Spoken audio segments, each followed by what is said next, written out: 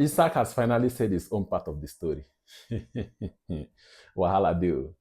After missing out on the PFA award night, which he was nominated and given an award, Isak went on to make a speech regarding his future. In that speech, the only part that drew my attention was the part where he said, when promises are broken, trust is lost, there is no need to continue. Now let's go back to what triggered this whole issue between Isak and Newcastle.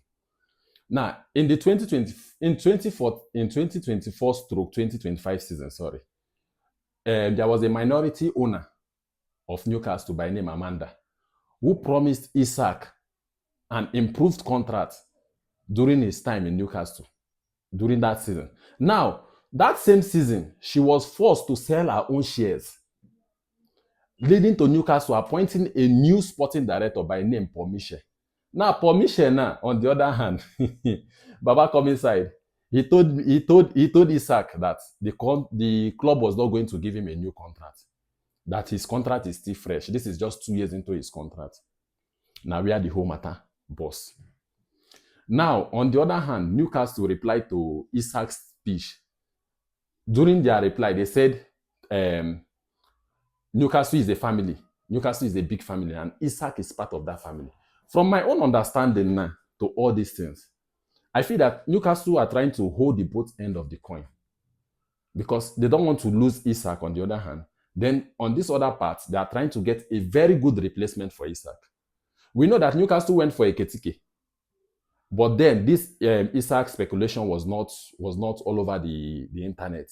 They went for Ekitike. We don't know if they wanted to add Ekitike to Isak for him to play along Isak, or they want him to replace Isak. We don't know, because then this Isak speculation was not up. Now, Liverpool got Ekitike over the line. They went for Benjamin Sesko during the speculations and everything. Man United got Benjamin Sesko over the line. So now we all know that Wissa from Brentford is linked to Newcastle. But from my own observation, I feel that Wissa coming to Brentford is to replace Carly Wilson. Is to replace Wilson, who went out as free agent. You understand? Because if you check Wissa, I'm not saying Wissa is not a good striker. Wissa is a good striker. He's a fantastic striker. But then, Newcastle are looking for that big striker. They're looking for that high-profile striker. And Isak, on the other hand, he knows that if you want to count the top 5 best strikers in the world, Isak must be there. He knows his worth. He knows his quality. And he wants to end like that big striker. He wants to end like that big name he is. Because he has already proven football, right, that yes, he's a very good player. He knows how to score. He knows how to position. He knows how to move with the ball. He has all the quality a good striker needs. Now, going to the coach.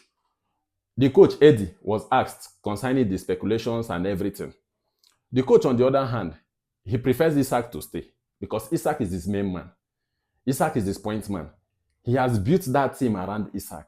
If we all observe, we will know that since this Isak speculation that he is no longer part of Newcastle team, training with them or playing matches with them, Newcastle has went on to win a match is not a problem for them. They haven't won any match since then. So the coach, he said he wants Isak and the club to resolve everything.